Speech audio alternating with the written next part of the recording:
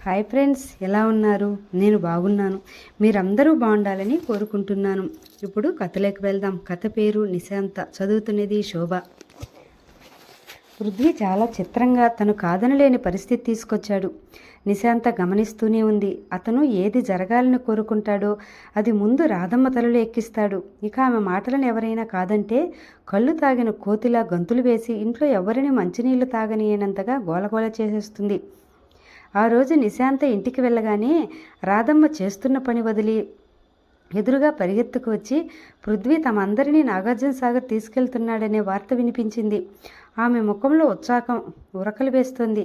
అప్పుడే వసంత రేపు ప్రయాణంలో ఏ చీర కట్టుకోవాలో, అక్కడ ఉన్నప్పుడు ఏ డ్రెస్ వేసుకోవాలని తహతహలాడిపోతూ వచ్చి అక్కగారిని సలహా అడిగింది. రవి అయితే చెప్పనవసరం లేదు. చుట్టుపక్కల ఉన్న వారందరికీ తాము ఊరు వెళ్తున్న వార్త టామ్ చేసి వచ్చేశాడట. ఇంట్లో అందరికీ అమెరికాను వెళ్ళటానికి అవకాశం వచ్చినంత ఆనందంగా గాలిలో తేలిపోతున్నారు. ఆఫీసులో సుప్రియకు కూడా పృథ్వీ ఫోన్ చేసి సరదాగా రాకూడదు, నా కోసం కాదులేండి మీ ఫ్రెండ్ కోసం అంటూ ఆహ్వానించాడు. సుప్రియ పెనతల్లి కొడుకు పృథ్వీకి తెలుసట. అసలే సుప్రియకు ఊళ్ళు తిరగాలంటే బోలెడంత ఇష్టం. పృథ్వీ మాటల్లో మహత్యం ఏమిటో కానీ తప్పకుండా వస్తాననేసిందంట. ఈ విధంగా అందరూ ఆనందపడుతుంటే తను కాదనన్నా ఎవ్వరూ వినేట్లేరు. పైనుంచి అలాంటిది ఏదైనా తన నోటి వెంట వస్తే పీక పిసుకు చంపేసేటట్టున్నారు. నిశాంత నాకు ఒంట్లో బాగలేదు పిన్ని, మీరు వెళ్ళండి అనేసరికి రాధమ్మ లక్ష్య చదివేసింది. అక్కకు మనం రావటం ఇష్టం లేదమ్మా, అసలు మనల్ని పిలిచారని ఇలా రానుంటోంది అంటూ వసంత ఏడ్చేసింది. రవి నీ కాలు పట్టుకుంటానక్క అంటూ వంగి నిజంగానే కాలు పట్టేసుకున్నాడు. అందరూ కలిసి ఆ విధంగా నోరెత్తడానికి వీలు లేకుండా చేశారు.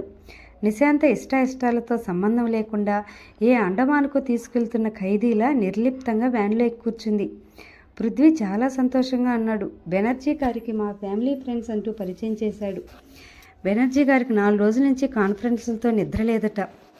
ఆయన వ్యాను ఊరి పొలిమేరలు దాటకుండానే నిద్రకి వెనక తల ఆనించాడు. అందరూ ఆనించారు. పృథ్వీ దోవపొడుగున రవిని వసంతిని ఏదో జోకులేస్తూ ఏడిపిస్తూనే ఉన్నాడు. రాధమ్మ ఆనందంతో ముసిముసి నవ్వులు నవ్వుతోంది. తన పిల్లలతో ఇలా సరదాగా కారులో ఇంత సులభంగా ఊరు వెళ్ళటం ఆవిడ నమ్మలేకపోతుంది. అబ్బా, ఇది ఒక కలలా ఉంది, నన్ను ఒకసారి గిచ్చవే వసు అంటోంది కూతుర్ని. రవి పృథ్వీ మధ్యలో పిలిచాడు సీరియస్గా. అన్నాడు రవి. ఏమిటి, మీ ఇంట్లో రాత్రి దొంగలు పడ్డారా అడిగాడు పృథ్వీ. రవి తెల్లబోయాడు. అబ్బే అదేం లేదే అన్నాడు. మరి మీ అక్కగారు అలా కూర్చున్నారేమిటి, ఉలుకు పలుకు లేకుండా, ఏదో తన సొమ్మంతా దొంగల పడి దోచుకుపోయినట్టుగా?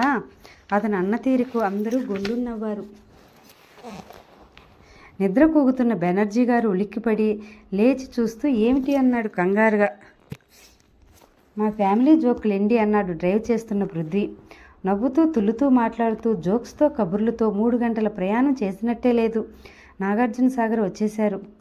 పృథ్వీ అప్పటికే రిజర్వ్ చేసి ఉంచిన గెస్ట్ హౌస్లో వీరిని దింపేసి బెనర్జీ గారిని ఎస్సీ గారింటికి తీసుకెళ్లారు. చెప్పినట్టుగానే గంటలో తిరిగి వచ్చేశాడు. వస్తూనే పదండి అంటూ తొందర చేశాడు. అందరూ బోట్లో నాగార్జున కొండకెళ్లారు. పృథ్వీ వెంట తెచ్చిన బిస్కెట్స్ ఫ్రూట్స్ తినేశారు. ఈ పూటకి మనకి ఈ పల్లె పలహారం అన్నాడు. నాగార్జున కొండంతా తిరిగేశారు. నది మెట్ల దగ్గరికి రాగానే రవి నీళ్ళల్లోకి దిగి ఈత కొడతానని అన్నాడు. రాధమ్మ వెంటనే వారిస్తూ అమ్మో వద్దు, మొసళ్ళు ఉంటాయేమో అంది భయంగా. అసలు మొసళ్ళు నీళ్ళలోనే కాదండి, ఎక్కడా ఉన్నాయి అన్నాడు పృథ్వీ. ఎక్కడా? రాధమ్మ భయంతో గంతు వేసి తిరిగి చూసింది. ఆవిడ భయానికి అందరూ నవ్వారు.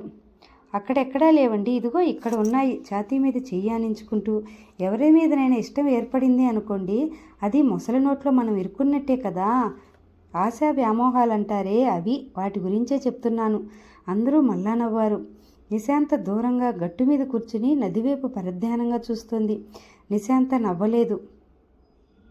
ఈ మౌనానంద స్వామి మనసు ఇప్పుడు ఎక్కడుందో తెలుసా అన్నాడు పృథ్వీ. ఎక్కడుంది అంది సుప్రియ. హిమాలయాల్లో మంచుకొండల్ని అధిరోహిస్తున్న పరంజ్యోతి జోబుల్లో తగ్గు స్వరంతో అన్నాడు అతను. వెంటనే పక్కకు తిరిగి పెద్ద గొంతుతో అరే జ్యోతి, ఇదేమిట్రా ఇక్కడ ఎప్పుడు వచ్చావు అన్నాడు బిగ్గరగా. నదీ నీళ్ల వైపు తదేకంగా ఆలోచనలో మునిగిపోయి ఉన్న నిశాంత ఆ పేరు వినగానే గబుక్కున లేచి ఇటు పరిగెత్తుకు రాబోయి పృథ్వీకి 2 అడుగుల దూరంలో హఠాత్తుగా ఆగిపోయింది. పృథ్వీ అందరి వైపు చూసి చూశారా అన్నట్టు కలే చూశాడు. అందరూ చూశారు. నిశాంత ఒక్కసారిగా లేచి పరిగెత్తు వచ్చిన తీరు, ఆ తర్వాత తెల్లముఖం వేసిన వైనం చూసి విరగబడి నవ్వారు. అరే రే రవి, అవిగో ఏరుకో త్వరగా, వసంత నువ్వు కూడా రా అంటూ పృథ్వీ తొందర పెట్టేశాడు. ఏమిటి? వాళ్ళు చుట్టూ కింద వెతుకుతూ అయోమయంగా చూశారు.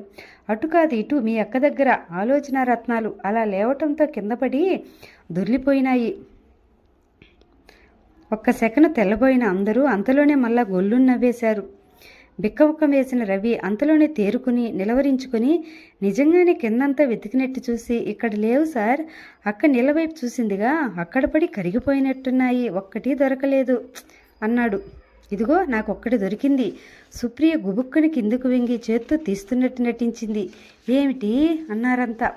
సుప్రియ గుప్పిట తెరిచి చూస్తే ఇదిగో ఆలోచనారత్నం, పృథ్వీ ఎంత మంచివారు అని అంది. అందరూ నవ్వారు. అయితే అక్క మనందరికీ దూరంగా కూర్చుని చేస్తున్న ఆలోచన అదన్నమాట. దానికి దాపరకం ఎందుకే అంది వసంత బొంగమూతి పెట్టి. సుప్రి, నేనక్కడ అలా అనుకున్నాను. నిశాంత చెయ్యెత్తి సుప్రిని విసురుగా ఒక్కటి కొట్టబోయింది. అదేమిటి? చప్పున పృథ్వీ ఆ చెయ్యి గట్టిగా పట్టుకుని వారించేశాడు. లేకపోతే సుప్రి చెంప చెల్లుమనేదే. నిశాంత రోషారుని నోత్రాలతో ఇలాంటి పిచ్చి జోక్స్ నాకు నచ్చవు. నా మనసులో అసలు లేని ఆలోచన ఉందని ఎందుకనాలి? ఆ మాట వినగానే పృథ్వీ ముఖంలో నీళ్ళ నీడ పాకి అంతలో అంతర్ధానమైంది. మరి ఏ ఆలోచన ఉందో చెప్పు అన్నాడు రవి. మీకు అనవసరం అంది నిశాంత పృథ్వీ చేతిలో చిక్కబడిన తన చేయి విసురుగా లాక్కుని నడుస్తూ. పదండి, బోట్ టైం అవుతుంది అన్నాడు పృథ్వీ. బోట్లో తిరిగి వచ్చేటప్పుడు అందరూ మౌనంగా ఉన్నారు. దానికి కారణం ఒకటి అలసట కావచ్చు, రెండోది పృథ్వీ గంభీరంగా ఉండిపోవడం కూడా కావచ్చు. గెస్ట్ హౌస్కి తిరిగి రాగానే ఆ రాత్రికి తిరుగు ప్రయాణం అనుకున్నారంతా. అందరూ కాళ్ళు చేతులు కడుక్కుని బట్టలు మార్చుకునే హడావిడిలో ఉన్నారు. కానీ పృథ్వీ టీ తెప్పించి అందరికీ ఇప్పిస్తూ ప్రకటన చేస్తున్నట్టుగా, నిశాంత్కి అసలే ఒంట్లో బాగోలేకపోయినా పాపం వచ్చింది, మళ్ళా ప్రయాణం అంటే తట్టుకోలేదు, రేపు వెళ్దామన్నాడు. నిజంగానా? ఓ అలాగే అలాగే, తప్పకుండా అలాగే అన్నారంతా సంతోషంగా. ఇంకో రోజు ఇక్కడ ఉండవచ్చంటే వారికి ఆనందంగా ఉంది. నాకు ఒంట్లో బాగానే ఉంది, వెళ్ళిపోదాం అంది నిశాంత.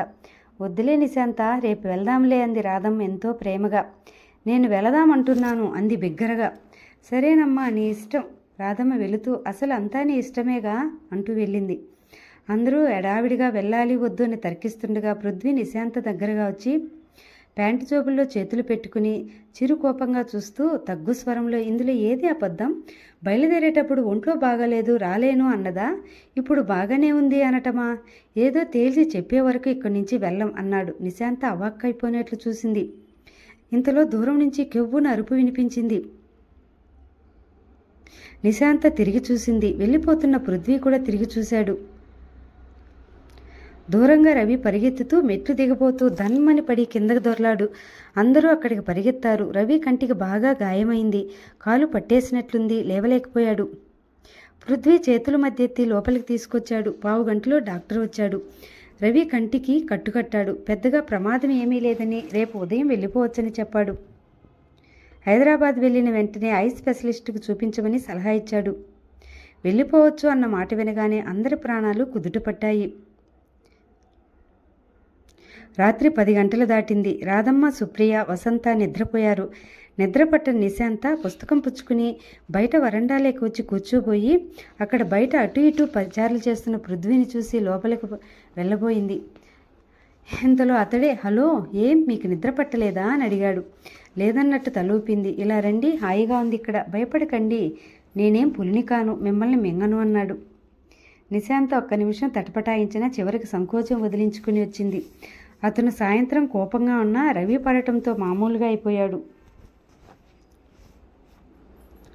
అతనికి మళ్ళీ కోపం తెప్పించి, ఎందుకు అది అని ఏమాత్రం ఇష్టం లేదు, ఆరుబయట ఎంతో హాయిగా ఉంది కదూ అన్నాడు అతను. అవునన్నట్టు తలూపింది. అతను వచ్చి వరండా పిట్టగోడ మీద కూర్చున్నాడు. కూర్చోండి అన్నాడు. నిశాంత కూర్చుంది. ఇద్దరూ బయటకు చూస్తున్నారు నిశ్శబ్దంగా. కొద్దిసేపైన తర్వాత పృథ్వీ అన్నాడు, నిశా, ప్రతిదానికి ఎందుకంత దాపరికం పెట్టుకుంటావు అడిగాడు. నిశాంత వెంటనే జవాబు చెప్పలేదు. కాస్త ఆగి, ఏ విషయం అంది. ప్రతి చిన్న విషయం. ఉదాహరణకి నువ్వు ఆఫీస్ మారటానికి ముఖ్య కారణం నైట్ కాలేజీలో చేరి చదువుకోవాలని. అది నాకెందుకు చెప్పలేదు? ఇందాక సుప్రియ అనే వరకు నాకు తెలియనే తెలీదు. నువ్వు చెప్పకపోవటం వలనేగా నా కోపం వచ్చి మన మధ్య అంత గొడవ జరిగింది. మొదటే నాకు తెలిసి ఉంటే అతను ఆగి మళ్ళీ అన్నాడు. నాకు ఆవేశం ఎక్కువ, అది నా బలహీనత కావచ్చు. నాకు ఎవరితోనైనా సరే నాంచుడి ఆహారం అంటే మంట. మనకేం కావాలో ఎదుటివారి నుంచి సూటిగా తెలుసుకోవాలి, ఎదుటివారికి మనం చెప్పేయాలి. అది నా పాలసీ. టైం ఎంత అపురూపమైనదో తెలిసిన వాళ్ళెవరూ దాన్ని వృధా చేయరు. బ్యాంకులో మనకు ఉన్న ధనంలా మన జీవితాలు కూడా పరిమితమే. ప్రతి మనిషి తెలుసుకోవాలి. ఈ కాస్త జీవితంలో మనిషికి ఊపిరాడకుండా ఎన్ని పనులు. పెరిగి పెద్దయ్య లోపల జీవితానికి ఉపయోగపడే చదువు నేర్చుకోవాలి, పెళ్లి చేసుకోవాలి, పేరు ప్రతిష్టలు సంపాదించుకోవాలి. పిల్లలు పుడితే వారి చదువులు పెళ్ళిళ్ళ బాధ్యత వహించాలి. అన్నిటికంటే ముఖ్యంగా ఈ ప్రపంచం అధ్యయనం చేసే అవకాశం జారవిడ్చుకోవాలి. నిశాంత అతని మాటలు వింటూ ఆకాశం వైపు చూస్తుంది. పృథ్వీ అంటున్నాడు, నిశా, ఈ యుగంలో మనిషి చేతికందిన ఆయుధం ఏంటో తెలుసా? మేధస్సు. దానితో అతి చిద్విలాసంగా తన ఇష్టం వచ్చిన రీతిలో వర్ణిస్తూ మనిషిని కవ్విస్తున్న ఈ మహాప్రకృతిని లొంగదీసుకోవచ్చు. ఇంతవరకు ఈ ప్రకృతిలో శోధించి సాధించని విషయాలు అత్యల్పం. మనిషికి ఇప్పుడు కావలసింది నేను స్త్రీ పురుషులంటూ అనుకుంటూ కూర్చోకుండా ఈ పాత వసనలు విదిలించుకుని నూతన ప్రపంచాన్వేషణకు ఆయత్తం అవ్వాలి. స్త్రీ అనే భేదం ఎందుకు? ఇంకా మనిషికి కావాల్సింది శరీరం కాదు, ఆమె మేధస్సు. ఆమె మేధస్సు కూడా తనకు తోడైతే ఇద్దరూ కలిసి సృష్టి మీద ఇంకా సునాయాసంగా ఇంకా ధైర్యంగా యుద్ధం సాగించవచ్చు.